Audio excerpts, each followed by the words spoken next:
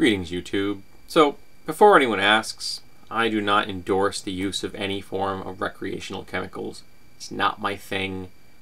I haven't been an imbiber of recreational chemicals in 26 years.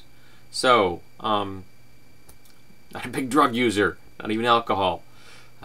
However, I do believe that all drugs should be decriminalized. That we shouldn't be putting people in prison for the use, or the voluntary use of drugs. I just don't see the point. Prohibitions don't ever work, and all they do is fuel our prison industrial complex. And I'm going to be linking to an article from Boing Boing today, and I'm going to read the first couple of passages. Federal data to be released this week through the Journal of the American Medical Association show that drug overdose deaths rose for the 11th year in a row.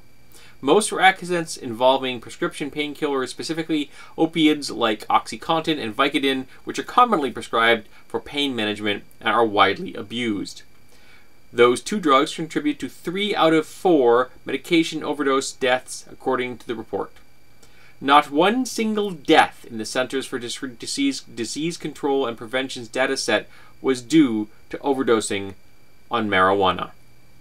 I think that's really important, because you see, marijuana in America, as the title of this video alludes to, is a Schedule I drug, which means it's the most horrible kind of drug in the universe, and we must, of course, outlaw it and prevent people from having access to it, even though it doesn't really hurt people, and it doesn't really cause any problems. I mean, the drug war around marijuana does, but maybe if we had never had a prohibition against it and people had always been able to grow their own, we wouldn't be having that. But now we do, and even if we were to make it completely legal today, we would still be stuck with the entire gang structure that has grown up around marijuana growing and sales and such.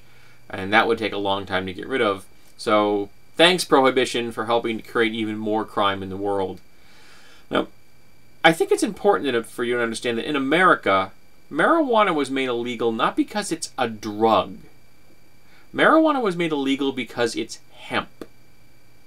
Now, at one time in America, the news industry was controlled by one guy. And he controlled all of it. He owned the newspapers, the reporters, the printing, the distribution, and the paper manufacture.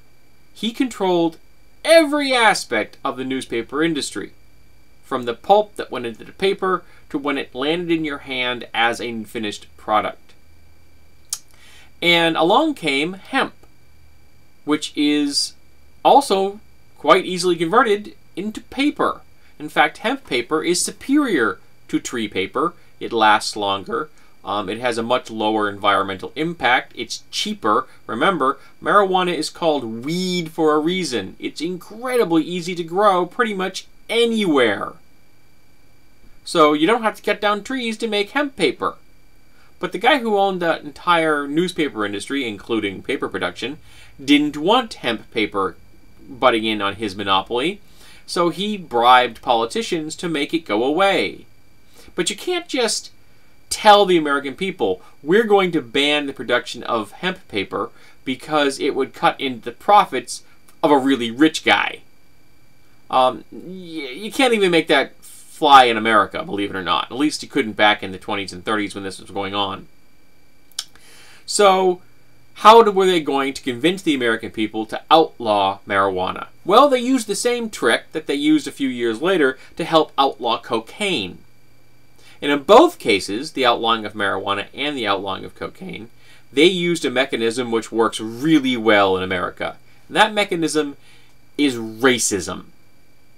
You see, they were able to convince the American people that black men, under the influence of either marijuana or cocaine, would become fiendish sex demons that would rape white women. Now, you're probably thinking I'm joking. Oh, this is just Tetsubo being, exaggerating and a bit of hyperbole tossing about. No, I'm not exaggerating. That is the argument that was used successfully to help outlaw marijuana and cocaine. That black men under the influence of these two drugs, would rape white women. You have to remember that in the 1930s, it was pretty much the nadir of race relations in America. They didn't get much worse, believe it or not, than the 1920s to 30s. You'd think it would have been worse during the slave era. You'd be wrong. In fact, there was a case during the 1920s, I believe it was, where a white woman was raped by two white transients, two hobos. 9 black men, also transients, were arrested and charged with the crime. And between the 9 of them, did 100 years in prison. They had nothing to do with the crime. They weren't involved. They were just nearby. In America at that time, it was really easy to get a black man charged and found guilty of rape, even when he didn't do it. So it was really easy to convince the American people that a black man on marijuana would become a fiendish sex demon that would then rape white women as soon as he got his hands on one. Same argument was used for cocaine. So that's why marijuana ended up on the prohibition list. Racism. And it's been used ever since then to help keep people in prison. Funny about that. Not to mention it helped the very rich newspaper owner to maintain his monopoly for a few more years and to get even richer. Funny about that too, huh? The best money you can spend in America is on a politician. For pennies, you will reap great rewards.